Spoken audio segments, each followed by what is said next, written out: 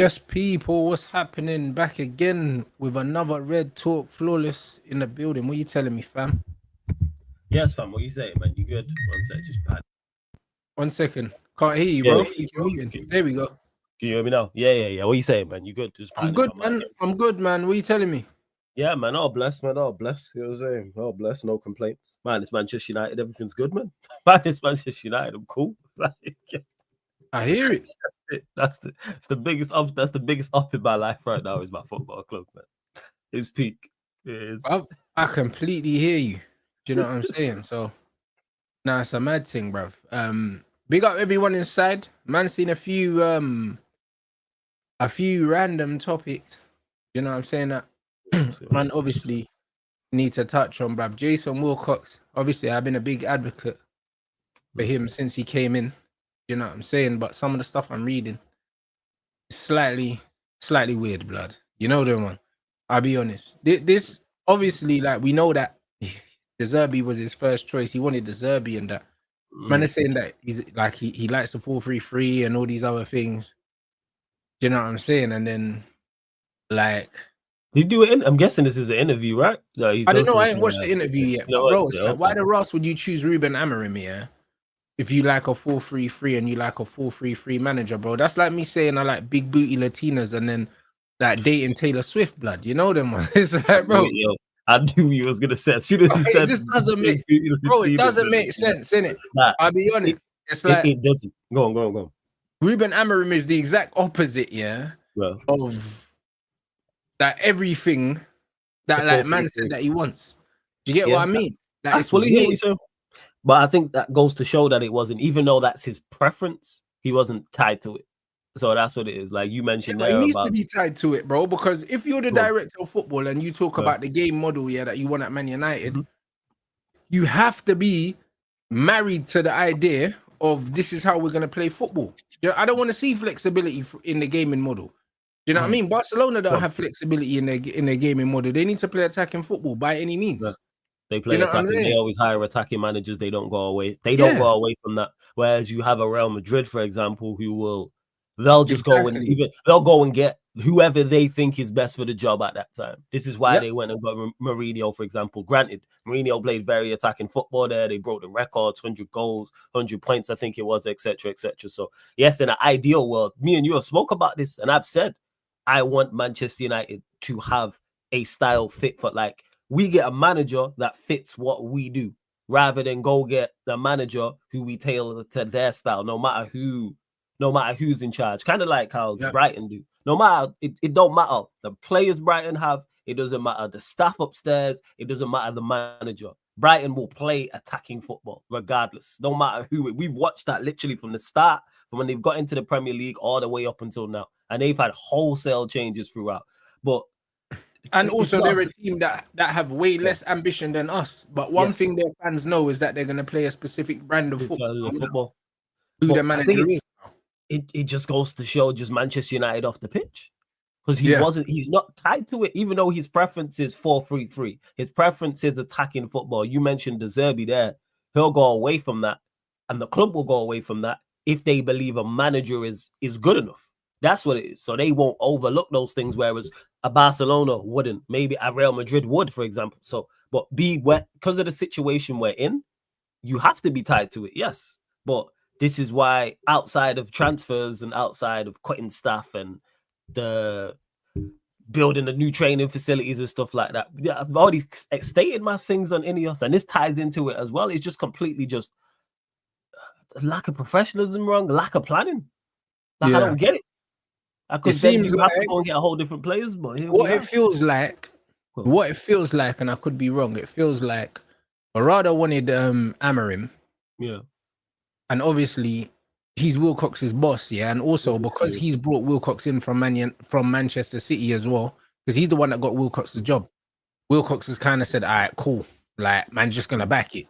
Do you know what I'm saying? Because on paper, everything about Amorim and Wilcox, it doesn't go. Do you see what I'm saying? It doesn't make no sense, bro. The kind of players that Wilcox likes, Amorim don't like. Do you know what I mean? Like, Wilcox was known to like Xerxes. He's known to like creative players.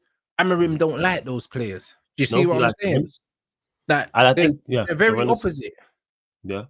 And I think that's been a change on Amorim because of what's happened to him in the league. And I think he got caught out by the physicality in the league, which is crazy because to be getting caught out by the physicality in the Premier League is mad. And also on top of that, Amorim spoke about that in his first interview. Before he managed the game for Manchester United, he spoke about the physicality in the Premier League and the lack of it. And then because he's been tumped up so much, it's like, all right, I'm going to completely switch my style. It's like a boxer who was aggressive on the front foot, got some bad knockouts and completely switched and just went defensive and just doesn't attack. And that in there lies the problem. And if there is a clash between, there's going to be clashes upstairs, but if there is a clash between Barada and Wilcox, there should be non-negotiables. That's what it be. It's like, all right, even if we disagree on who the candidate is or the right man for the job, these are the things, these are the 5, 6, 7, however many things we look for. This is the system. We play attacking football, this type of players. I've spoke in depth so many times about profiles and what Manchester United should look for and how we should go about it. And how I've said, I ain't even too fussed what the style is. Pick one. Because it just puts us in a better scenario. If you want to play possession-based, if you want to go tiki-taka, if you want to go counter-attack, whatever the case may be, but pick one because this mismatch doesn't make sense. Yeah. And that's why now we're struggling because I actually think they've done a good job. I've said this in regards to recruitment. But our recruitment's been better, but the performances and results have gotten worse. Make that make sense. How you a cook, I give you better ingredients and the meals get worse. What? It's not making sense, bro. No type of sense. Because you can't tell me them. I'm sorry. I disagree with anyone who thinks them players are not good that we've signed. A couple that I look at and I go, all right, but everyone's either been value for money or more. Can't tell me in Bremo, Cunha, Sesko, Yoro, Delit, Dogu, Lemens are all just terrible. Bro, listen, this is some great recruitment in 2 windows. All them players you named in 2 windows. Had Heaven in the mix. Yeah, had Heaven in the mix as well. The only one I look at is Agate. He's the only one. People may criticize. He's the only one. Yeah, he's the only one. Dogu, I look at. Are you 25 millions worth of pounds of player? Yes. And I believe that the Ugarte thing. I believe the Ugarte thing was a scam, blood. You know them one.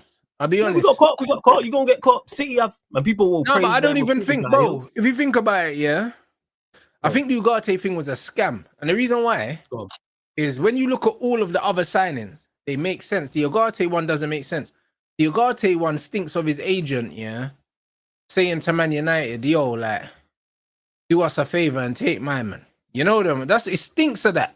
I can't lie. You reckon it's that bad of a deal that it's like they must? Because, bro, when you look how long we waited to sign Ugarte, the fact that we didn't want to pay the money, this, that, and the other, and brother, who's his and it funded the Ruben Neves deal for them as well, and we were linked with Neves, bro. And who's Ugarte's agent? Let me see now. Yeah, let me have a look. Ugarte agent, let's see. His agent was Jorge Mendes. Exactly. And what other Mendes clients do we have? We actually have a look, yo. 1 second. Jorge Mendes. Clients. Bro, man's trying to connect the dots right now. Yeah, I hear it. 1 second. Because I remember what Chelsea done with Felix and Quenda and all them man there, bro. You know that Mendes blatantly made them sign flipping Quenda. Lenny Euro. There you go then. Yeah. There's your Lenny Euro, Bruno as well. Follow the money. Follow the money, Reed boy. Lenny Euro. So we negotiated a Lenny Euro fee, and then man said, all right, cool. If you take Euro, I can get you Euro, but you have to take this idiot. You know that was, bro. That's the old, bro. No. That's the only thing. Yeah, and also I just don't. Obviously, you never signed a player and he's gonna be, but they didn't expect him to be this bad. They didn't. There's no way they spent 60 million. Because, bro, we were linked with Sanderberg, we were linked with João Neves, and we end up with Ugarte, blood. And like we pursued Ugarte, bro. Like it wasn't like he just became available, blood. Like man was negotiating for Ugarte for a while, bro. Do you know what I'm saying? Mendes screwed us over, blood. I'm telling you, he said, yo, I could get you Lenny Euro, but do you know what I mean? You have to take this do you know what I mean? The same way, when you look at Chelsea as well, the João Felix, they signed João Felix twice, bro.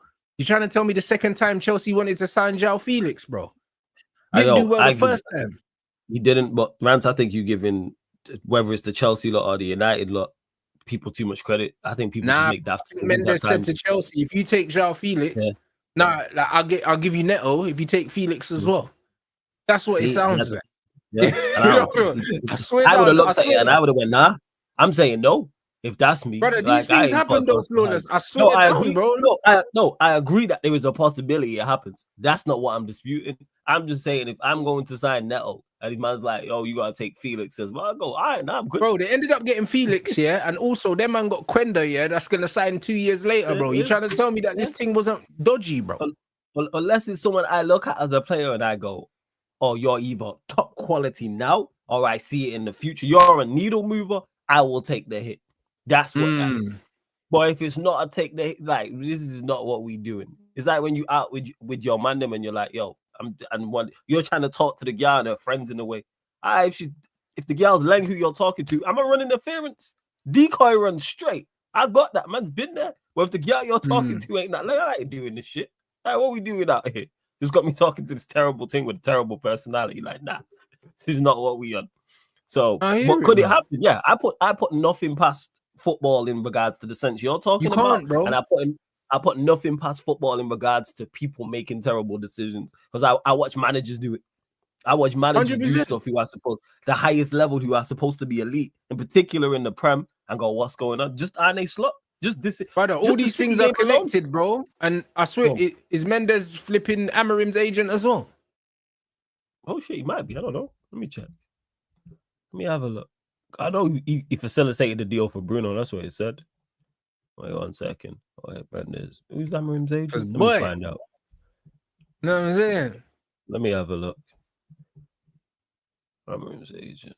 Nah, it's someone else. Raul Costa. Oh, thank you. Yeah. Bro, I was about to say, because, bruv, if he was, blood, I was like, I don't need this. Raul Costa. But yeah, I put nothing past him in regards to that. Is that a possibility of those things happening?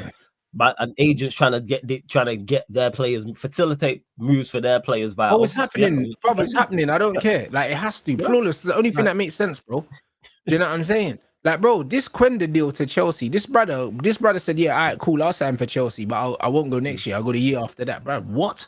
Like, when do we see deals being done like that, bro? Yeah, it's very, very rare. It doesn't make no sense. The last deal I remember happened like that, ironically, was Cristiano Ronaldo. Because he was going to stay at Sporting, but he said, nah, I want to join now. Yeah, but that's the thing. He said, I'm going now, bro. Do you know what I mean? But the thing is, we see players get signed and being loaned back to their old club. That happens. Do you know what I mean? But Quenda, is a starting player. Do you know what I'm saying? And he was like, yo, the deal's not for now. The deal's for like, what are you talking about? Yeah. Maybe it's PSR as well to add into those type of things. Maybe it's foolishness, because I'm telling you, it's not even making no sense. Like, do you know what I mean? Like, I'm sure these agents are doing way more, yeah? The agents are doing way more. Do you know what I'm saying? Because if you ask Quenda, would you want to come to Chelsea now or come next year? He would have been happy to go Chelsea now, I'm sure. Look at the competition he had on that wing, blood. He would have been confident of playing. Oh, yeah, it would have been him and Esteva. Would have been two teenagers probably on each side. Nah, actually, they're telling a lie. They got Garnacho. But I understand the overall point. But I also give the same way I talk about it with players and managers in regards to terrible decision making. I look at hierarchies the same. But I watch hierarchy sign certain players and I'm like, why? Like, we talking about João Felix the second time. Why João Felix the first time? What had João Felix done to go and get him? That's but I'm sure the first time they got Felix, they probably signed another Mendes client that time as well. There's Chelsea fans in the chat, they'll tell you, bro. Yeah, there's always something fishy going on, bro. Yeah, because there's certain players that everyone signs and I look at it and I go, why? And some of the time it could be, like I said, there's definitely a possibility of it, agents moving. And I know you're smart as an agent to do that. If you can facilitate a move for one of your clients via another client, that's very, very smart. 110%. We all do that. That's clever. But I also know what hierarchies and recruitment teams and managers are like in regards to bad decision making when it comes to certain players. Yeah, because some players get signed and you go, him. Like, we've watched him. And people will go, yeah. Like, I'll go sign him. Like I say, João Felix the first time. Yeah. Like, make it make sense. It's lost. And other people will sign him as well. Signed him before that, signed him after that. And I'm like, why? But each to their own. That's it. And Jerry, the stuff that you put in there from the Athletic, I read that article, about Jason Wilcox, The one thing I would say is, if you think back to the time when Amarim was brought in, Dan Ashworth was still employed. Wilcox was not the director of football. He was not the decision maker. I read the whole article. What the article said was, Manchester United had a list of managers, and I'm gonna try and think. You lot let me know if I missed them. On the list was De Zerbi, Tuchel, Marco Silva, Thomas Frank, and I think Graham Potter. I think those were the list of and Pochettino, 6. Those were the list. And what it said was every time, obviously the main two was Tuchel and De Zerbi, innit? They wanted De Zerbi. However, every time that they reached out to like data people, Amarim's name kept coming up. That's what was said. And obviously Amarim was somebody that was on the radar of City anyway. Hugo Viana's there now, the other sporting guy.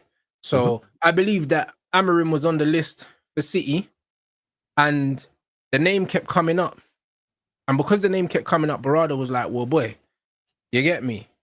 The name kept coming up. We was looking at him anyway. He must be the guy. Do you know what I'm saying? Jason Wilcox was not the DOF. So it wasn't his decision to make anyway. Do you see technical what I'm director, saying? right? He was the technical director at this point. Exactly. He wasn't the sport. He wasn't the sporting director. So, or the director of football even. So the decision was always Barada's.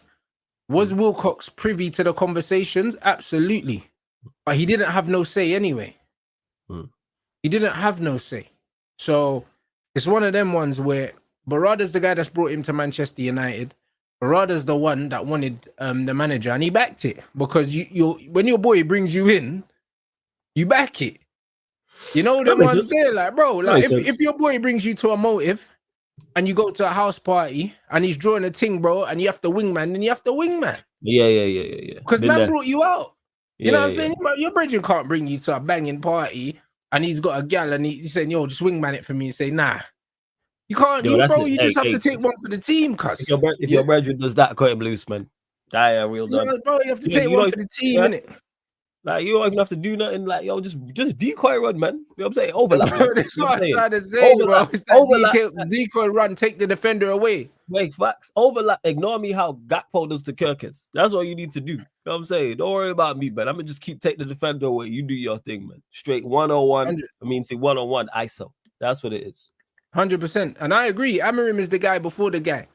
He's the guy that got rid of Garnacho, got rid of Rashford. Do you know what I'm saying? He's the guy that's getting rid of players that we needed to get rid of.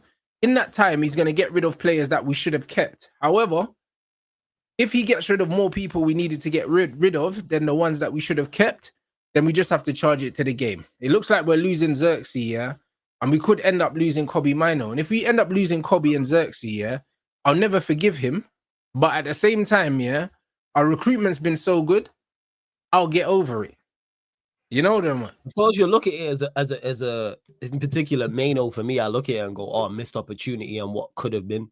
And that's where the issue lies. And even though the recruitment's been my major issue with the ownership in regards to Amarim isn't the hiring of him, it's the sacking of him or lack of.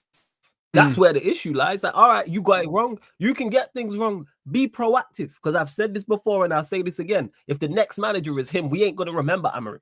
Because you don't care. You don't remember the unsuccessful managers. Football's up. What have you done for me today and tomorrow? That's where we're at with football. So if the next guy has Manchester United flying and playing good football and we start contesting for major trophies, we're going to forget all about Amarim.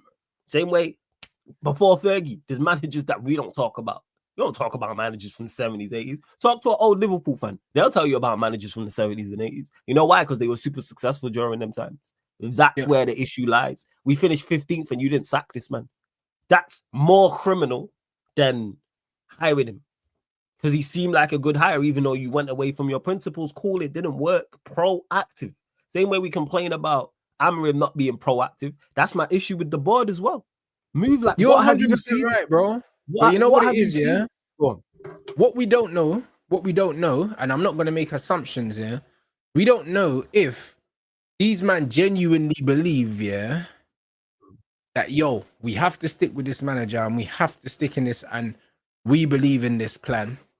Or it was a financial thing where it was not viable to sack him, or if they just didn't sack him because they're trying to save face. Like, we don't know, innit? Do you know what I'm saying? The one thing I would say is, the one thing I would say, Flawless, from looking at what they've done previously, I feel like it's not to save face, because if it was to save face, then there's a lot of things they wouldn't have done. They wouldn't have cut all those jobs and all them things if they didn't want to upset people. I don't think that they're worried about upsetting people. I don't think it's that. So I don't think they're scared of being seen. I don't think they're scared to be seen to be doing the wrong thing, because they sacked Wilcox. Do you see what I'm saying? I mean, not Wilcox, Ashworth. They sacked Ashworth, even though they paid compensation for him. So that would have raised a lot of eyebrows, and they still did it. You see what I'm saying? So because of that, I don't think it's because they're afraid to be seen to get things wrong, because I really don't think they care enough for that to be the case. So I think that's the only thing we can rule out. I think it's just them being, I think in regards to it, I look at it and I go, because we can't make assumptions, so you can only look at it from the evidence that's presented from the outside looking in. I just think it's stubbornness, because they did the exact same thing with Ten Hag. I legit just think it's stubbornness. I actually, as much as people may disagree with me on this one, the cutting of staff had to happen, because I look at the amount of staff that other teams had compared to the amount of staff we have at that time. We shouldn't have treble the amount of staff that others have. So that's cutting costs. With the financial thing, I think there's money. 30% is a lot. 30% over. So it's like they shouldn't be. Other teams shouldn't have 500 staff members, and we have 850. Something's wrong there. I'm just throwing out numbers for it. They ain't the exact numbers, but you lot understand my overall point. That's where my issue lies. I think it's stubbornness, because they did the same with Ten Hag, and it's all right, we're just gonna stick our head in the sand, even though we know. Because the thing is with Ten Hag, they agreed to get rid of him. That's what made that one worse, because they interviewed Tuchel. Yes, we know they interviewed Tuchel. De Zerbi said they offered him a deal as well. Ten Hag then because those went wrong, we went back to Ten Hag. That's where my issue lies as well. But like I say, that's a whole different conversation. De Zerbi's a psychopath, blood, because the financial thing. De Zerbi's a psychopath, because he went into Marseille and he told these men when they were losing, he was like, "Man United offered me the job and I'm here, bruv. You man don't fuck with me." You know them ones there. He's a cold brother. That's what he said. So he's a cold brother. United haven't said anything different. So you went for De Zerbi, you went for Tuchel. He said, "Bro, they offered me the fucking job, blood, and it was more money than this." That's what he said. You know them ones. And the thing is, De Zerbi's a psycho, so I believe the story. You know them one. I believe the story, because them man was saying that he brought the fucking it's definitely plausible. He put the contract on the PowerPoint. You know them way there, bro. You know, like that. So De Zerbi's a madman. So Man United offered this guy the job. Yeah, De Zerbi he took another job because he thought it was better suited to him. Yeah, and he's doing well, blood. He could win the league. Yeah, but I've only watched him a couple times. When I've watched him, they play well. But I would expect you got Mason Greenwood to play well. But I look at it, and like I said from them, they got a good side. Like I said, I watched them versus Madrid is one of the best games I've watched. Even though they lost the game was super entertaining. And in regards to finance, the reason why I don't buy the finance side of things is because I reckon if we, let's say middle of October, where 15th, 16th, 17th, they get rid of him 100%. If it looks like if we was way off Europe. If we was 10, 12, 15 points off Europe mid-October, they would have sacked him. Manchester, because people always talk about Manchester United from a financial standpoint. We print money. I've been saying this. We are rich broke, and I will continue to state this about Manchester United. Manchester United, I don't think we're broke at money all, and finance to do whatever. I don't think we're broke at all. No, that's why I said we're rich broke. No, but I don't even think we're rich broke. When I say rich broke, I'm talking about go on. Because I know what you're saying, yeah. But you know the wickedest thing about Man United? We're not even rich broke, because it's one of them ones where when you look at us, when they put out the PSR list, we were the teams that had some of the most to spend. You know them ones. So in our heads, we thought we was rich broke, but the reality is, with PSR, we got bread. You know them ones. Like, we've actually got bread. Yeah, because the thing is, and that's my we're point. Selling quite well at the moment. Go on. And not only are we selling well, but the amount of sell-on clauses and all these other things that Man United have put in previous contracts since Ineos have come here, we're getting money from bare players. Even Carreras going to Real Madrid gave us money. You know them ones. Like, brother, like we're bringing in loads of these little residuals. So we actually do have more dough than people realize, bro, because it's little bits of money trickling in. Then it's wages we're taking off the wage bill, taking Rashford's wages off, Sancho's wages off. That saved man a lot of money, bro. And Anthony's wages as well. Yeah. Like, bro, there's actually bread. There is. Yeah, there is money there. That's why when I say with like, can we go out there and splash 400, 500 M's in a window? No. But can we go out there and splash money like we did this summer gone and the summer previously? Yeah. Whether it's 300 million, 250 million, 200 million. Yeah, but no team is going to go out and spend 500 M's flawless. They could, though. I reckon there's a couple of teams who probably could. Maybe not 400, 500, but definitely 350. One second. Let me have a look right now. If it's like 300 M's, we could spend 300 M's. We can. We could have spent 300 M's. We just didn't. Because remember, we inquired about Belabor, and we ended up not buying no one else. So we could have bought Belabor as well. We could have afforded him. Yeah, like for instance, Liverpool, like Liverpool's window, for example, their window was mad. I don't think we could go. But Liverpool's window, yeah, you're not balling, yeah. You're not balling if you save your lunch money up all week, yeah, to buy chicken and chips on Friday. You know them ones there. But they bought chicken and chips, caviar, the whole nine. Because but it wasn't caviar, bro. It was chicken and chips, bro. Because Verts is dying, Isak's dying. Kirk's dying, Primpong's dying. It was chicken and chips, bro. Bad. Yeah, the food might be bad, but we didn't realize the food was bad at the time when we're looking at bro, listen, like I'll be real, yeah. Nando's is chicken and chips. Like Nando's ain't Morley's, but it's still chicken and chips. You know them, man. This is the reality. Yeah. Go on. It's the reality. They bought chicken and chips. They just bought posh chicken and chips. The windows. Was it? Yeah, but it was expensive, yes. They did, but we didn't know it was posh chicken and chips. Nando's is £30 chicken and chips. It was. That's what it is. It's a £30 chicken and chips, flawless. Hey, bro, that man spent £30 on chicken and chips because of how it's gone. Yes, because of how it's gone, and the players haven't hit the ground running. It's still £30 chicken and chips, but they broke the record for chance. I hear you, yes, but we didn't think that at the time. General consensus wasn't that at the time when they did that. That's the point. I also think Slot's got a lot to take for that as well. I charge a lot of that to Slot, a hell of a lot of it, 110%. And I hear it, but the record transfer twice. And that's also, I think, of course, Liverpool would have sold players as well. Liverpool would have sold players. I don't know what the actual net was. They sold Nunes. They sold Diaz for like 70 mil. So their net spend was probably closer to 250. Yeah, they sold good money. I mean, they sold for good money, I should say. Yeah, they did. 110%. I hear it. Yeah, so their net spend wouldn't have been crazy. So Man United could have spent. We actually think about it. We sold well also. We sold well. We sold very well. I'm telling you, the money's there, flawless. That's what I'm trying to let you know. We could have spent 300 M's. And that's my point in regards to ties back into the original about it's not a financial thing with the manager. I don't think they're doing it to save financial face. I agree. That's why I never agree with actually, from a financial standpoint.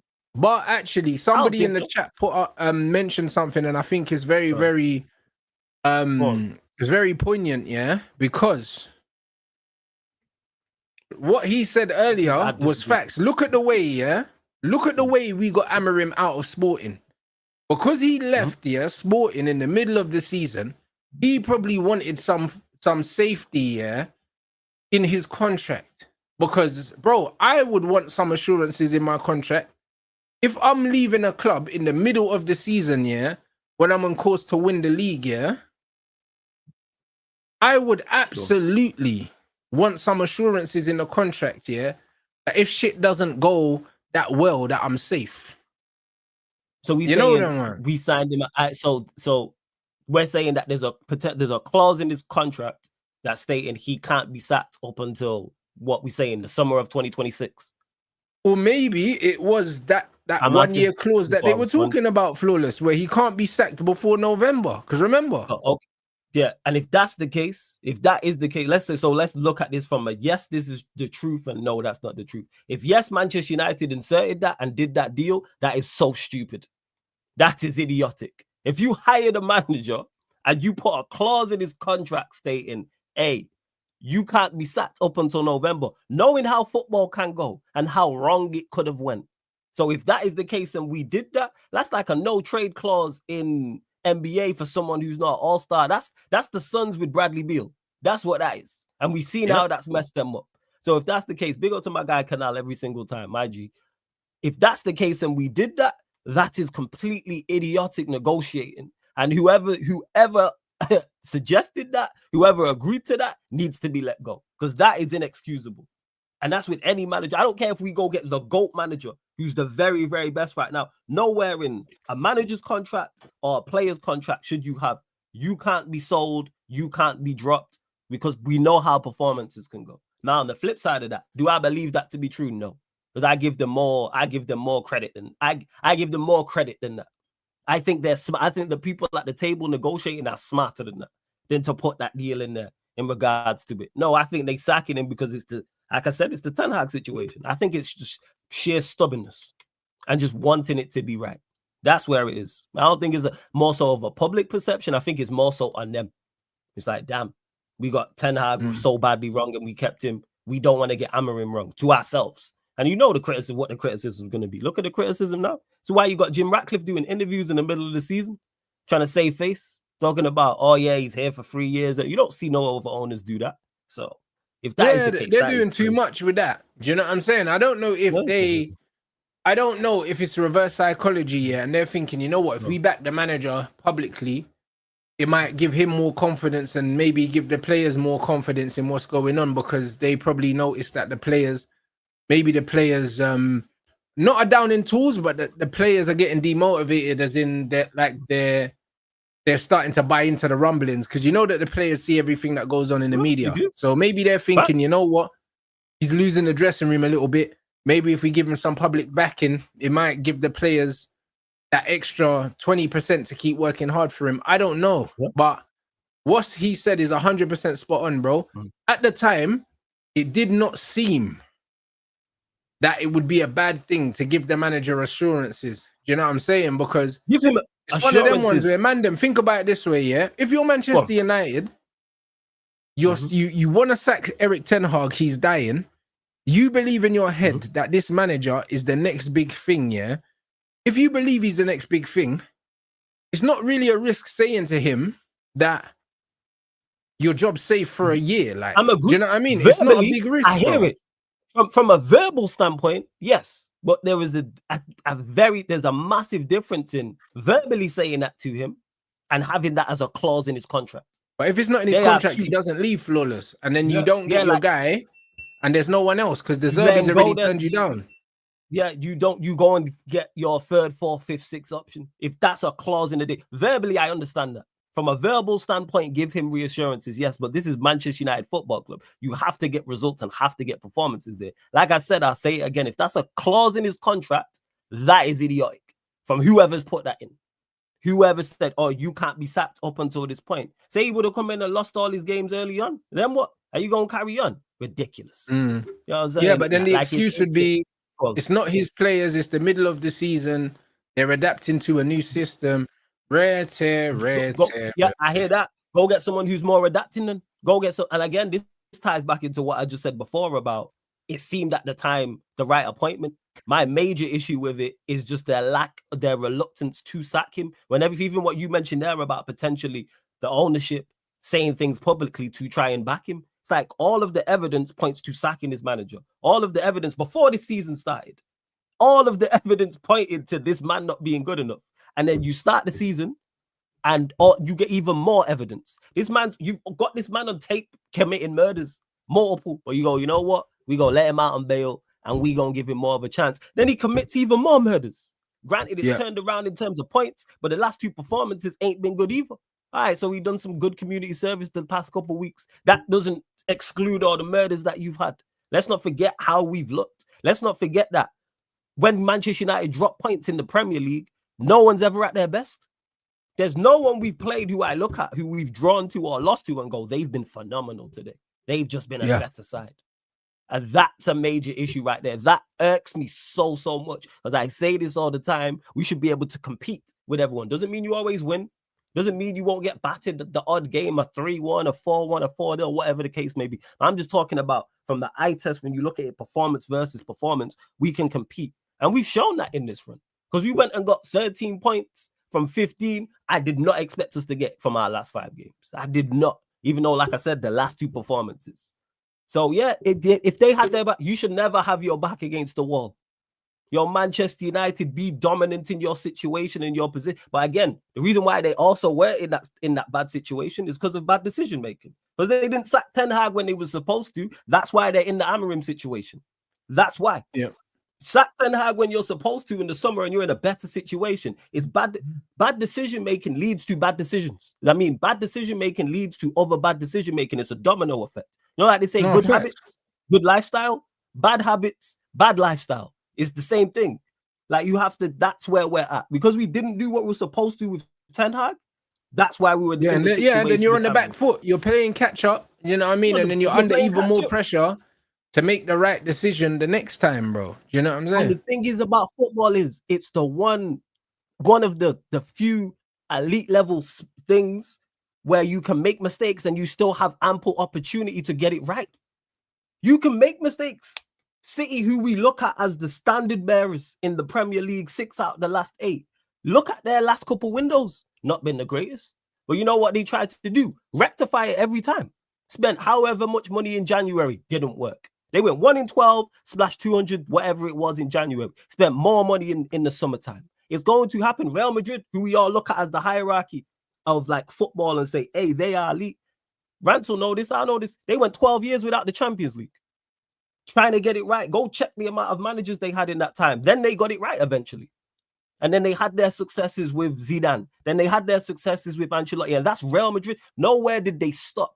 My issue is that we stopped.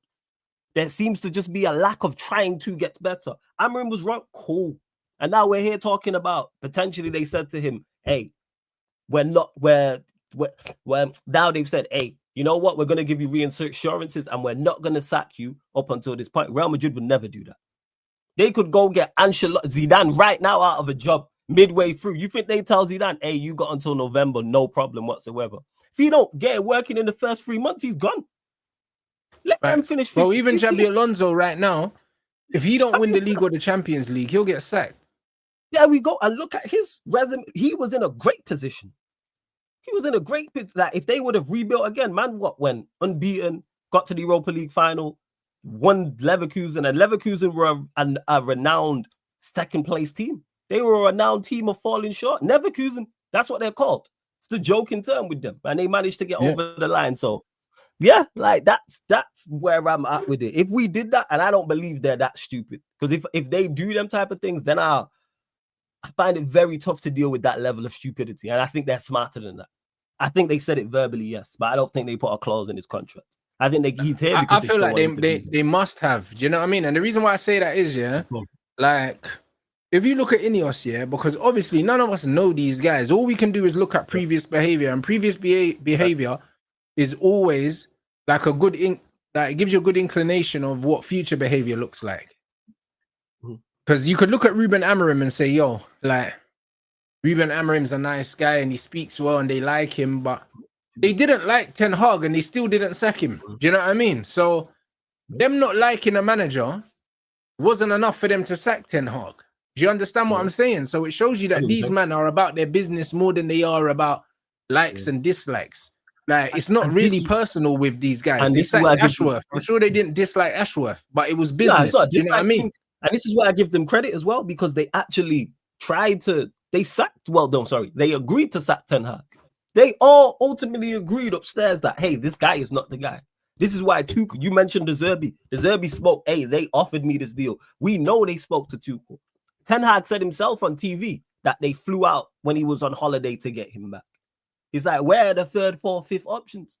I know you would have thought, all right, Tuchel, De Zerbi would have accepted the job. I would have expected one of those two to make the job. Yes, but have a 3rd, 4th, 5th option. Like, we're not. This ain't a personal relationship. Manchester United can't afford to be single. You can't. You know what I'm saying? In normal life, we can't afford. We need a manager. We can't just be out here just.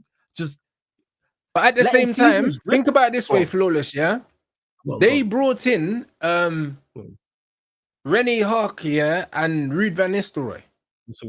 They could have sacked Erik ten Hag, and just given Ruud the interim job. The reason why they didn't do that initially was because they tried to keep Erik ten Hag because financially it wasn't viable to sack him, and they didn't have their first choice, and they didn't really want to go down the interim route unless they had to.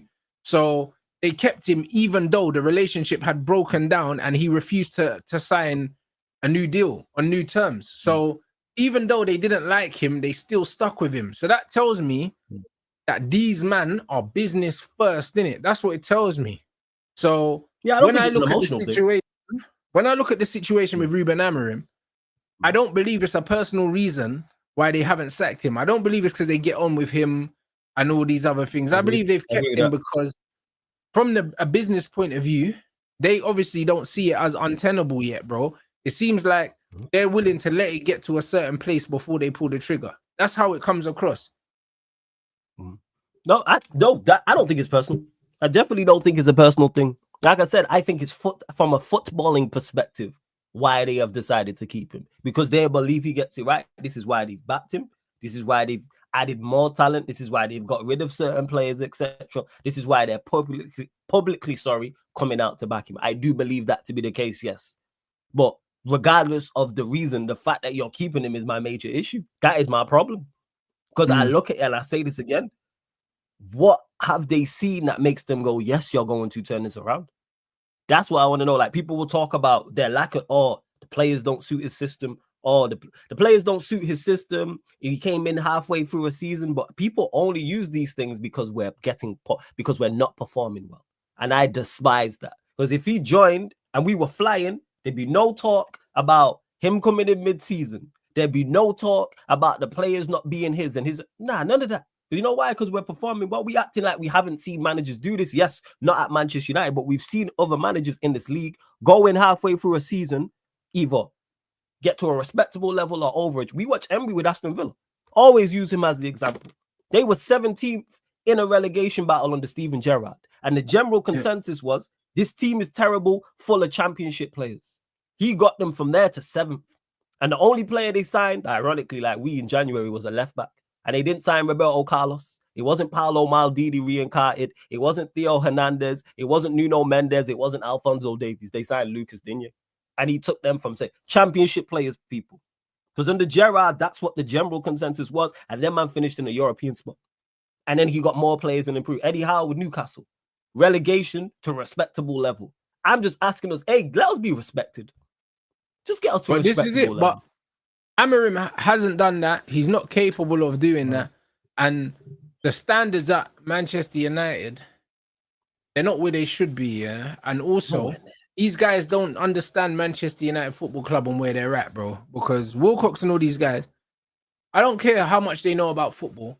Unless they're Man United fans and have been watching us for the last 30 odd years like I have, they don't know what we fucking need, bruv. Do you know what I mean? Because Man United are not that far away, blood. Like, I don't care. Like, I've seen enough of this league right now that, bro, if they put Man in charge of the last 2 summer windows, we'll be challenging for the league right now. Because this manager wouldn't be in charge, bro. And that irks me even more because when I look at the league, like you mentioned, forget our quality. I look at the lack of quality around the league. I think if we had 6 more points, we'd be second. We'd be second with 6 more points. But we'll be top, I don't bro. think that. I look at Chelsea. We'll be top. Do you know what I mean? Because we would have beat Fulham. Exactly. No. We would have beat Fulham. Do you know what I mean? We would have beat Brentford. Do you know what I mean? We'd be sitting top of the league, brother. And we would have beat Spurs as well. And here's my thing is, I don't think that is so crazy to expect to beat those sides. Brentford, Fulham, Forest, Spurs. Even 3 out of the 4. And you take a draw elsewhere, even a loss on a poor day. But that's where my issue lies. How we play a back 5 and concede we're 5th worst record. Brother, when man saw the stat of how many goals we conceded, bro, brother, man have conceded nearly as many goals as we scored. Yeah, we scored 19, back 5. With a back 5, I think our goal difference is +1, bro. It's +1. Yeah, it is. Because you know why? Our away record, Rants, is terrible. In 6 games away from home, we've conceded 12 goals. How with a back 5? With a defensive mindset? How? Man, I've got a negative manager that plays 2 defenders at wing back and a back 5, and man are conceding as many as we're scoring. Brother, there's something wrong. Like, that on its own. If man sat down with Wilcox and just told man, how are you playing a back 5 with 2 defensive wing backs here and conceding as many goals as you're scoring, bro? Can you not see there's a problem here? Mm-hmm. You know what I mean? Like, what are we doing? Like, even this is spot on, yeah? As long as Man United are within touching distance of a European place, it's looking like they will not sack this guy, bro. They will only sack him when it looks like we can't get Europe. By then, it's too late. Because the reality is, guys, if you look at us now, yeah, they could say, yo, man's going to wait, give him to the end of the season or near the end of the season. If it looks like we're not going to make Europe, then all you do is you sack him and you bring in an interim, or you just leave him and sack him in the summer. And then in the summer, Areola's available on a free, Glasner's available on a free, you know, and you just don't need to spend no money on these, man. But then you're writing off another season. They're probably looking at it like this because they keep stressing that it's a long-term project.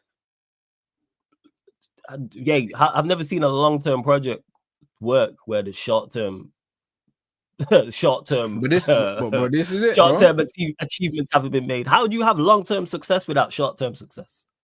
Yeah, you only have long-term success with short-term success. That doesn't mean everything goes swimmingly well, but it's steps to success. Word to Giannis, man. It's steps to success. We ain't stepping up no stairs. We are falling up. We are stepping that. We falling down the staircase. We are getting kicked down a never-ending flight of stairs, people. Brother. And even when you look at this manager, like you said, like long-term, medium. There's long-term, medium, short-term. You have to hit your short-term, then your medium to achieve long-term, bro. We finished 15th and lost the cup final, brother. It's over. You know them ones there, like what are we doing? It's over. It's done. 15th, like that. What's the cup final? Done. It's over. And then out the League Cup to Grimsby. It's over. Like, that's it. That's your thing done. It's done. All your lives are done. It's done. You're in a relationship. You know what I'm saying? She slept with someone else and sold your P5. Guess what? It's over. It's a wrap. There's nothing. Losing to Spurs in a European final is equivalent of sleeping with your team's best friend, blood. It's over. Now, what are we doing there? We're going to try and make this work. There's nothing to make work. It's all. And that's where my issue is. And they watched all this and went, run it back. Here's some new players. Bro. Run it back. They wrote off the season from the start. Yeah, they wrote off the season. And they didn't have it's bro, it's crazy, man. Like, when we're looking at it, that start, the Grimsby thing, you know what I mean? The Grimsby thing is crazy. And you know what they're doing now, yeah? They're doing the Arnie Slot thing where they're saying Arne Slot's lost more games in 2025 than Ruben Amorim, yeah? To try and make us feel better. But, bro, and he won the league last season.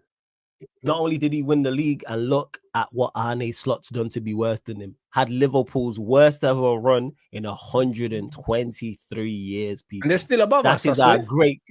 Now we're level on points. Okay. We're above him. Well, great people. 123 years. That's the run that Slot went on. You see Liverpool content creators going at it, and we see the civil war. We watch it. We've had it. Arsenal have had it. To be fair, I haven't even. These lot have been telling me about it. I haven't seen it though. Yeah, these have been going. They've been going at it. You know what I'm saying? And that's what it is. You know what? It's just pure all over the Liverpool content creator space. Civil war, Marvel scene, man, at the airport. That's what it is. That's what it's been. That's how. So don't use it. How about we use someone who's been successful? Use somebody who's flying and actually playing well, and then compare him to Amorim. I'm tired, man. They wrote off the season from the start. From when they kept him, I knew what it was. I knew what it was. Yeah, I already knew. No, that's crazy, you know. Yeah, that is too funny, bro. That is actually too funny. I'm actually laughing, bro. Yeah. Absolutely. Man said, hold on, what's this? But bro, like even that civil war thing, bro. You know what I was gonna say about that? Yeah, it's a reflection on where Liverpool are. You know them ones, because remember when it was AFTV, people were like, "Oh, it's toxic and all these things and rare." What people need to realize is, yeah, when people's football teams are not doing well, this is normal discourse, bro. Because you know what it is, yeah. It's like a lot of these mutants, yeah. They've only grew up in the era of social media. brother, it's very normal to have disagreements about football. You man never been to the barbershop. I don't think a lot of man have barbershop. Because, brother, in the barbershop, man are arguing about football all the time. Yeah. It's very normal. About everything in the back. I'm not arguing about everything in the barbershop. This is more than just me. It's more than. Do you know what I mean? Man will argue. Man will argue about the sky being blue in the barbershop. Yeah, man will argue about everything. Do you know what I mean? Literally. So the fact that you're a fan of a club and you don't have the same opinion as another fan, that's just a Tuesday, bro. That's a normal day. It's just another day. You know what I'm saying? Like, social media never made that start happening, bro. This was always happening. Because a lot of these men don't touch grass, yeah? These men think that it's not normal for man to argue about football, bro. Like, what was man doing? What was man doing at school? What was man doing in the playground at school? Kicking ball, arguing about football, arguing on the bus about football on the way home, arguing about football on the way to school.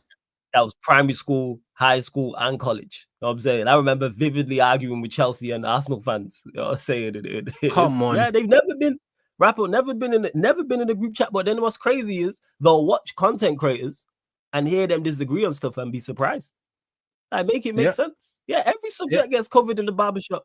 You know what I'm saying, last time I was there, the barber was complaining about a guy he was supposed to be doing his hair and he didn't arrive on time and he was cursing him out and and he approached me because he thought it was me. I was like, yo, we need to stop me. Like, what are you talking about here? Yeah, work the whole nine. Like, yeah, bruv, this is what I mean. So, you know where Liverpool fans, you know where the argument, lack of success. That's the issue. Yeah, but bruv, Liverpool fans arguing, about the club is very, very normal because Liverpool are rubbish right now. So it's normal they're arguing. If they wasn't arguing, it would be slightly worrying, bro, because that means they don't have higher standards for their football club. Yeah, so you can't go on your worst run in 123 years. What? 7 in 10, man's lost. You've lost 7 in 10. Yeah. But it's not just that the way they lost to Man City was crazy, flawless. Yeah, it was despicable. Yeah, it was despicable, Rants. It was disgusting. It was disgusting. Doku, you know what? We're just going to give him a whole heap of space and let him go one-on-one with Conor Bradley. Yeah, smart idea. After watching what you did to Madrid where you sat back, why would you give them space? They have Haaland and Doku and Cherky. Flawless, bruv. Like, yeah. This is the worst title defense in the history of the Premier League, bro. The worst one. Like, we've never seen a title defense like this. Them man conceded their title, after 5 games, blood. Yeah, it was early. It's like in wrestling when man wins the belt and then the other guy, another wrestler cashes in the money in the bank and man loses it straight away. That's what it was like with these lot. Because these lot were in October talking about it's over, slot out, title done, It's great to see, by the way. And what makes it even sweeter is it was so unexpected. Because I did not expect them to be this bad. Yeah, shout out to Monts every single time as well, man. Big up Monts. But it's great to watch. You know what it is with Monts here? You know what it is, The reason why man are probably getting onto him is because, bro, when I was telling this that Liverpool are shit, man was saying, but we're 5 from 5 and that. We're the only team that's 5 out of 5 and that. Brother, listen. If you can't criticize your team when you're winning, I can't lie, bro. You have to hold the smoke when they're losing, innit? That's the one thing about me, No one can't tell me about Man United because even when we win, I'm like, this ain't it. You know them, as a man can say that I'm negative. But, bro, I will always judge the performance on the merit of the performance and nothing else. You know, like that. That's the reality. Like, when we beat Lyon, and we came back from conceding 3 goals with no reply, I was relieved. I wasn't happy. That's the difference. Them man do the shameless thing. Do you know what I'm saying? Like, they do the shameless thing and say, yeah. You know what I'm saying? Oh, we're back, whatever. Like, this is what champions do. No, it's not what champions do. Champions don't concede 3 goals with no reply, blood, and get slapped up like that. They don't do that. I'll be honest. Champions they don't do that. 7 and 10. Do you know what I mean? Like, what's man doing? You know what I mean? Liverpool been getting slapped around this season. This is not champions' behavior, bro. You do not have the minerals to be champions, bro, because champions don't take the licks that Liverpool are taking. They don't. Yeah, they just get beat up by everybody, yo. You know what I'm saying? They just get beat up by everyone. They get beat up by everyone. Man City done to Liverpool, that's what champions do. You see, when the pressure's on you and you have to win a game, it's a 6-pointer that game, really. You know what I'm saying? Like, you're playing against the current champions. They're on a bad run. you're inconsistent yourself, people are doubting you, and you turn up and you put in a performance like that where you completely shut these lot out. That's what champions do. Champions turn up here when the pressure's on and the odds are stacked against him. You've seen it so many times, especially in boxing, bro. The big nights. Do you know what I mean? Like the real champions, bro. Like no matter what's in front of them, they get the win. They're on it. Terence Crawford is a prime example of that. We've seen Usyk do it. 12 rounds twice with Fury. Yeah. Dug deep, got what he needed to get. Same with AJ, blood. He went 12 rounds with AJ again, got what he needed to get. Yeah. Dubois, knocked my man out as well, blood. Do you know what I mean? First one, they were like, was it a low blow? Was it not a low blow? Cool. Second fight, it ain't going to the scorecards. Yeah. Boom, head loss, blam. And he was doing that cruiserweight. That's what people don't understand. Cruiserweight. Across Eastern Europe, blood. You know them ones. They spun man out the ring. This man talking about. That's how champions perform, bro. You know what I'm saying? Like when people doubt them, they show up and the best version of themselves, they know how to win, bro. Yeah. Liverpool don't know how to win, bro. They don't know how to win. Arsenal don't know how to win when the pressure's on. And this is why I'll never say they're favourites. Because they haven't proven to me that when the pressure's on, they know how to win, bro. The only thing that's been missing from Arsenal in the last 3 years is the know-how. And you can't buy that. Yeah. No, you can't buy that. You can't buy know-how. You can't. You can get over the line to get to know-how, but you can't. And I don't think Arteta. Their biggest obstacle, I've said this, is Arteta. I look at their team, I look at their squad and go, that's there to win the league. Arteta's the biggest problem. He's the biggest issue. Will he fold when the pressure is on? Probably, because we've seen him fall. Because they should have won. They should have at least had 2 leagues out of the last 3, in my opinion. Can't be on top of the league for 90% of the time and not win it. And then last season they should have won it. So yeah, we'll see. But this is what I'm trying to say. When the pressure is on you, and when I mean pressure, it could just be the expectation. Do you know what I'm saying? When the expectation is on you, can you still do it?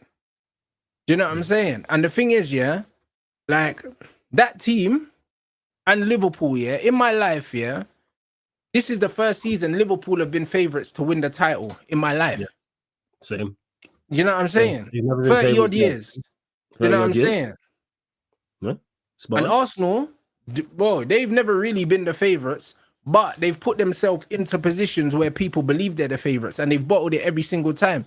I think 4 out of the 5 times a team have been top at Christmas and not won. The name of the team was Arsenal Football Club.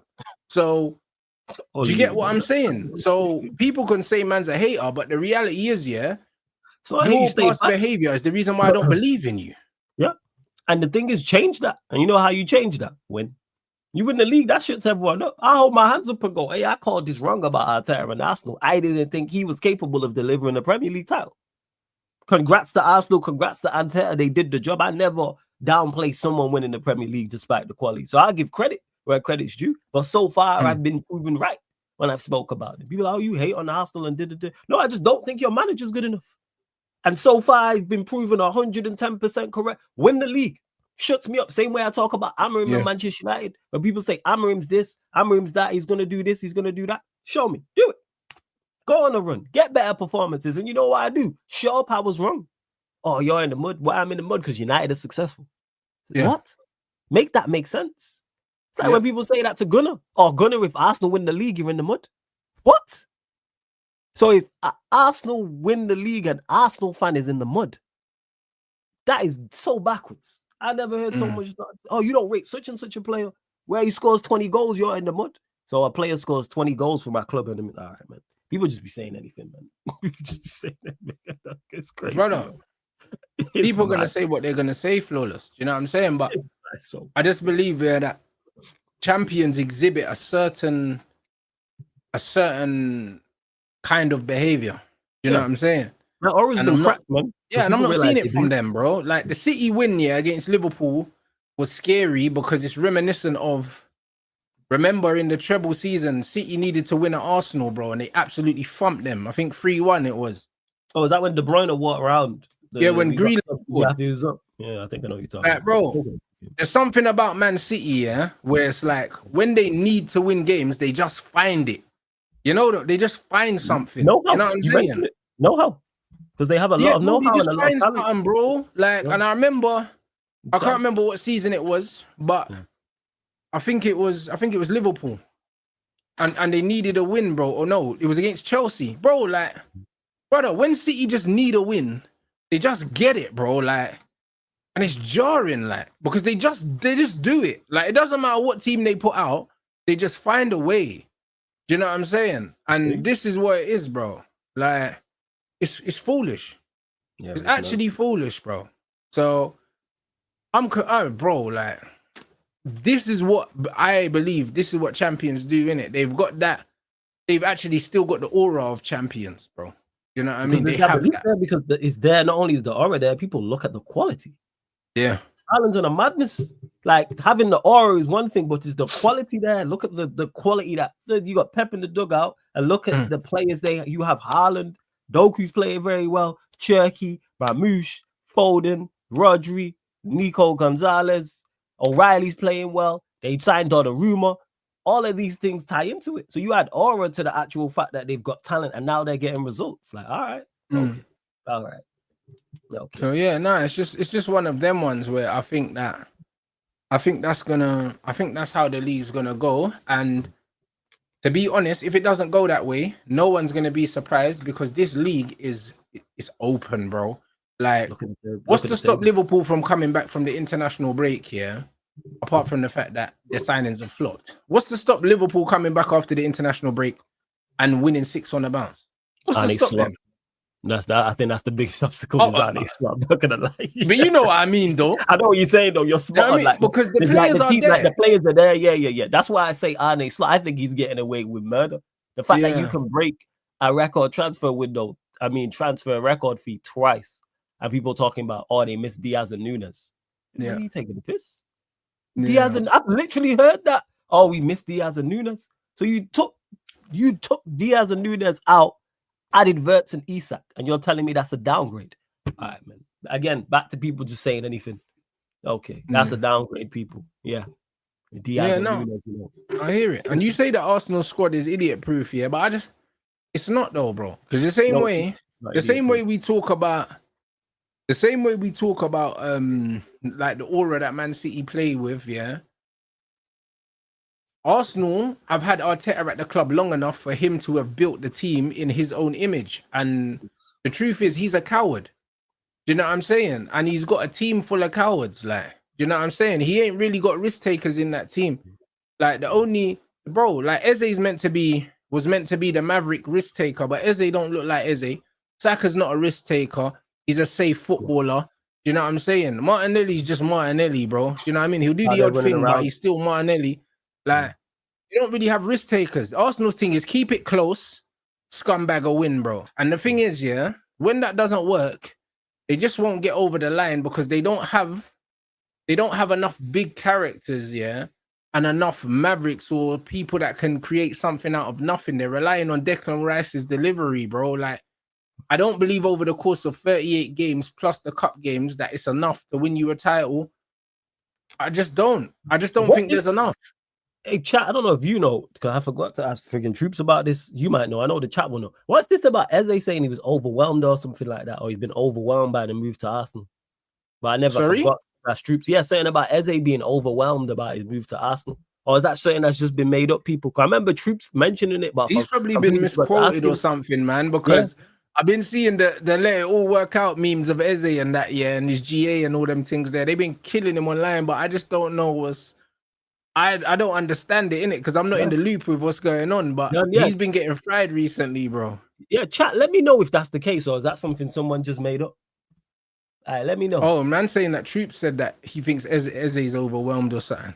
Okay, he's gone back to his boy club somewhere. Because Troops mentioned it to me, and I just completely forgot to ask him about it. Because I was like, all right, did Eze say something, or was that him? Okay, first people. I thought I'd just ask. I stand corrected. So that's just Troops getting in his excuses early, blood. I told man, Eze looking like Calvin Bassey and that, bro. I told man already, like, bro, it's not the one, bro. But it's true though. You know what I'm saying? Man look like Whoopi Goldberg and that, bro. Like, why can't bang goals? Nigerian descent as well, isn't he? Yeah, Calvin Bassey, that's bad, bro. This guy, you ain't slick, man. Man sees all them types of moves, you know. But he can't bang goals and that. You know, there was their sister act and that, bro. We need some goals, fam. Hey, classic, man. You know hey, bro, we need some goals, innit? You know them ones. Man don't need the church thing, bro. We need goals. I'll be real, innit? Man don't need baptisms and that. You know what I'm saying? It's crazy. I don't know what's going on with Eze, but bro, I'm a fan of Eze's. Do you know what I'm saying? But it doesn't hurt me to see him failing right now. I'll be honest. Like, it's sweet, shirt, man. That's the up colours. I like Eze. I think Eze's a quality player. But once you rep the ups flag, you are up. You know what I'm saying, man, put on the Arsenal flag. And I like that. I rate Eze. There's other players I rate at Arsenal, but guess what? I'm gonna get onto. Same way if you rep the Manchester City flag, the Liverpool flag, the league's flag. Guess what? You are up, people. Enemy. Back to what we're talking about, barbershop. It's like people don't understand about rivals. Or why are you always on Arsenal's case? I'm a Manchester United fan. Why are you always on Arsenal's case? Did it?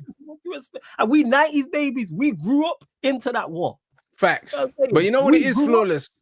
Because we're on social media now, yeah, and these men are out here, like, them man are pandering to Arsenal fans for clicks because they know that Arsenal fans are the most engaging online, innit? So you get all these guys doing the Arsenal are scary stuff and Arteta's a genius stuff and all. That's all lies, man. Do you know what I'm saying? Like, we don't like you, innit? Like, this is normal. You don't like us either. You know what I mean? Like, you're not supposed to. Like, if there was an Arsenal fan that was over complimentary about Man United, do you know what I mean? I'll be thinking, what, bro? Like, bro, I'm not gonna date you, fam. Like, what are we doing here? You know, them ones there. This is the reality. I don't think man's trying to draw man or something. You know what I mean? It's weird. I look at that weird when people go like the rivals and they go, "Oh, I don't mind such and such." How don't you mind such and such? Leeds haven't been relevant my entire life. It's F Leeds every given opportunity. What are we talking about? Because I'm a Manchester United fan. You're Arsenal fan, Tom. I don't mind Manchester United. What? Something's wrong with you. We don't need to have no football in discourse and that. Like when Liverpool fans say, "Oh, I don't mind Everton." What? You know what I'm saying? Imagine a Spurs fan saying, "I don't mind Arsenal." Like, what are we doing out here, man? Them man are ups and rivals for a reason. Like, what are we doing out here? So I'm gonna whether they're good, whether they're bad, whether Manchester United are good or bad. I'm crashing. This is why I've been crashing on Liverpool ever since. Because that's ingrained into our DNA. We was hating them before we even knew why. It was just like, all right, they're the ups. We were just told, bro. We just knew Arsenal were the ups, bro. It was us v Arsenal for the league. That was it. You know them ones. They were the ops. You know what I'm saying? Then Chelsea got bread. Then they were the ops. And then City came back to life. And then they were the ops. Yeah, you know them ones there. That's what I'm saying. Like, man spent the first part of my life not even caring or thinking about Man City because they weren't even in the league. They weren't relevant, and it was still F them. Even though they weren't, it was still F them people. Even though they weren't relevant, it was still F them. Yeah, of course. But they just, but it was an afterthought. Yeah, it was an afterthought. Yeah. It was still, I hope you lose in the Division 1. Because we weren't playing derbies. Yeah. It was rare. You know what I'm saying? So, because we weren't playing derbies, like, it was whatever. Do you get it? So, that's the reality. So, you can't be expecting man to be complimentary or expecting man to like. We're not supposed to like you, bro. We're supposed to like you, no. Like, you're the up. Like, I can say, oh, good players, good team. Where you can, like, I can take the rivalry aside and talk to you from a footballing perspective. But of course, there's going to be that spice for it. Because you lot have cost us games. I mean, cost us titles, and we've cost you titles. There's too much water under that bridge. There's way too much water under that bridge. There's too much beef. Too many titles you've cost us, except all these teams that are around it. Nah, this is not what we're doing. No, fact. That's it. You know what I'm saying? So, like, bro, it is what it is, bro. It's going to be interesting anyway once the league resumes. Obviously, there's some interesting fixtures. Obviously, we're not in Europe. What's our next 3 games then? We got 3 winnable games. Everton, Palace away, West Ham at home, I think. But don't quote on paper, those are easy games. But you know what the mad thing is, Flawless, yeah? Well, the mad thing is, on paper, those are easy games, but Everton are a good team. West Ham under Nuno's already got back-to-back wins quicker than Amorim. Yeah, he did. And Palace away in between that. And Palace away, Glasner is Glasner, bro. So on paper, those are 3. That's 9 points on paper. But in reality, you'll take 4. You know? 100%, because in reality, Spurs, Forest, and Brentford away is 9. Or at least 7. And it was 2. So, like, I don't look at any fixtures and go, yeah, they're favorable in reality. You know why? Because I don't trust this team. It's not even about Everton, Palace, or West Ham. It's not even about, it's us versus us. And Manchester United's big, we're talking about ups. Our biggest obstacle is Manchester United. Manchester United's biggest obstacle is Manchester United. But all right, man. Okay. Yeah. All right. Bro, it should be 9 points, but it won't be. Shout out to Don as well, man. That's funny. That I love that. Shout out to Don. That's what I mean. And yo, big up for the super chat, bro. Listen, listen. Don's gonna be Don in it. Like, this is why he's my guy in it. Like, this is why Don's entertaining. Like, he even voice noted me twice today about Esteval. He's not letting it go. You know what I mean? Man's carried the show onto WhatsApp, bro. He's not done. You get what I'm saying? You know what I mean? He said that Esteval is better than Doué already. You know what I'm saying? And you'll get more GA than Doué if he got the same minutes and that for Chelsea and that. He's not letting it go. So hey, rep it, man. Rep it. You know what I mean? Like, it is what it is. Big up Don, man. Shout out to Rums because his tweet went viral when he said, what did he say? Esteval is did he say Esteval is more talented than Saka? I think that's what he said in that tweet. Who said that? Rums.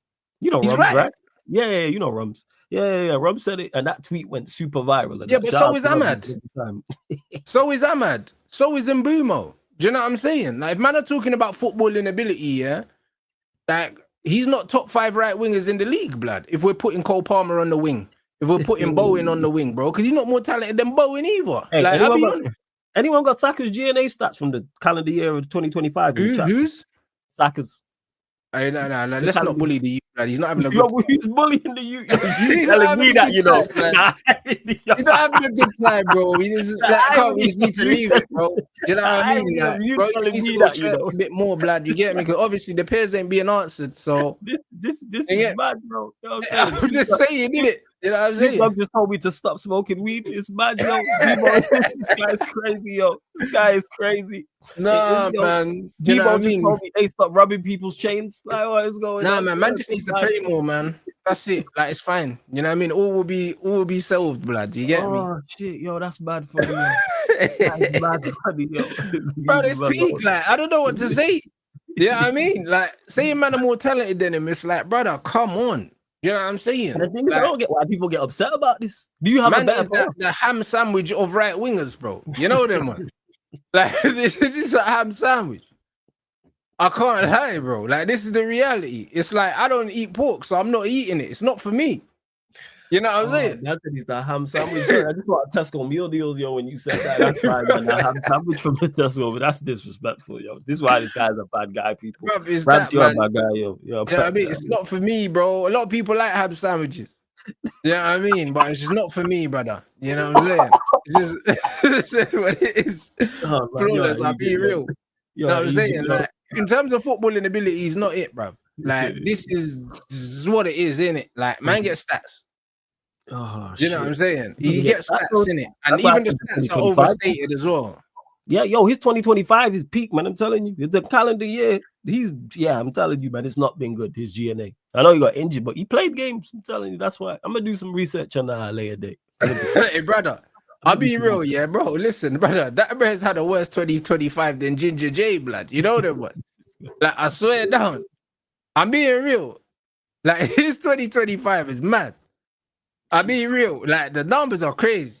Yeah, the numbers, yeah. Man. I be real, like I numbers are crazy, man. Looking like tour dates. Word to my guy Eddie, man. Looking like tour dates, bro. Man. Hey, bro, it's peaking, though. Do you know what I mean? He might have had a worse 2025 than Philly, blood. You know what that was? I'll be honest. Yo, like, who's had the worst 2025? As bad as 2025 as I'm telling you. Amorim's might be better because of the last bit. You know what I'm saying? This last 5 games. Amorim might have saved himself in terms of numbers. Yeah. It's looking peak. I don't know, man. It's looking mad, isn't it? Do you know what I'm saying? So I don't really know for him, though. Do you know what I mean? I don't know for him, bro. But now football's in a mad place at the moment anyway, bro. You know what I'm saying? Like, and like, bro, but when man was saying about Kobe and Xerxes, are you taking Paqueta? We've been linked with him. I'm not taking Paqueta. You're not taking him? No, I'm not taking Paqueta. No. But also with Paqueta, what exactly is he position-wise? I don't know. He's just a Brazilian with bare tech, blood. And we gonna give him to I take into consideration as well the manager. Where is he play? So we gonna get he's not gonna play as a 9. He's not gonna play in the 2-10s. So the only place he can play, I think he'll play in the 2-10s and in the double pivot as well. I think he can do both. So again, from a sensible, logical scenario with a manager who's actually managing well and has systems and tactics, I hear it. But with this team, him play in a double pivot, and we know this manager's not dropping Bruno, so he's gonna play him next to Bruno. You know the one thing I say about Paqueta, why I would take Paqueta, yeah, because he's another one of these ballers that can just win the game without the manager, bro. And he does have that individual brilliance, but I just need don't a want team to full of those, blood. You going in the pivot. I'm telling you. So you know what it is, yeah? You know what a lot of people forget, yeah? When Man United were at their best, yeah, we had a team full of players that could win the game for us, you know. Absolutely. A team full. Do you know what I'm saying? Because, bro, Vidic could win us a game from a corner, from a set piece. Do you know what I'm saying? Like, Keane could win us a game. Scholes could win us a game. Beckham could win us a game. Giggs could win us a game. Cole could win us a game. York could win us a game. Sheringham could win us a game. Solskjaer could win us a game. Like, bro, Bear Man could just win us games, blood. Yeah. Do you know what I'm saying? Even Rio might pop up with an odd header. Like, man had a whole team full of players that could win man games. Yeah. Chicharito off the bench could win man a game. You know what I'm saying? Like, we just had Bear Man that could win us games, yeah? Now, when you look at Man United, man are relying on Harry Maguire, blood. Yeah, it's like, Maguire. It's in Bremo and Cunha. They're the two that you look at. But off the bench, man are looking at Harry Maguire, and it was McTominay before that. Like, do you see what I mean? It's like, what are we fucking doing, bro? Like, now, we've actually got quite a few players that could win us a game. Like, Ahmad could win us a game. Like, Cunha and Bumo could win us a game. Sesko could win us a game. Do you know what I'm saying? You look into man's midfielder, Bruno could win us a game. Cass can win us a game. Like, we need more players that can win man games, blood. I'll be honest, because we've always had bare man that can win us games. And that's why when I look at squads and I look at Chelsea and Arsenal, yeah, who have deep squads, yeah. But these men are not match winners, blood. Arsenal bought a bunch of backup players, and none of them, man, you're not looking at them like, yo, they're match winners. They're just filling guys. I hear it, but all roads lead to bench is just filling guys. Yeah, you know what I'm saying? Chelsea starters is just filling guys. So if you bring in Paqueta's another man that could win you a game. Delete from set pieces can now win you a game. Like, Rooney could win man games. Like, bro, the list goes on. So, but the fact Paqueta would be another man that could win us a game. Yeah, and the fact that because we are solely reliant on that, that's why it adds weight to your argument. Because there's no system to help us with. We rely on individual brilliance, and all roads lead to the dugout. And again, if we sign Paqueta, it's Paqueta and Bruno. He played that pivot. And our pivot's bad enough as it is, even though I actually think it's been functioning better with Casemiro and Bruno. He dropped Cas. He played Paqueta. I put nothing past his manager. So we're saying Paqueta, Bruno, Cunha, and Buemo, and then let's say it's Sesko up top with the two wing backs, whoever it is.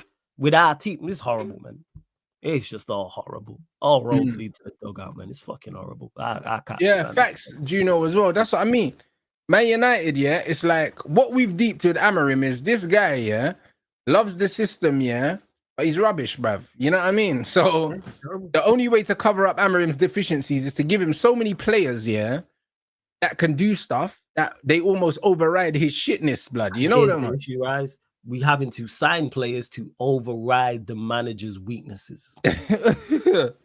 That's what we need to do until he's sacked. Bring in more quality. Because if they are going to let Xerxes go, bring in quality alongside a quality manager. I agree, but if you're going to let Xerxes go and you're going to replace him with with Paqueta, you're letting a quality player go and you're bringing in a quality player. So, as much as Xerxes my guy, I'll be cool if he leaves, if you bring in a Paqueta. But if you let a Xerxes leave and then you bring in a shit player, like, I'm fuming.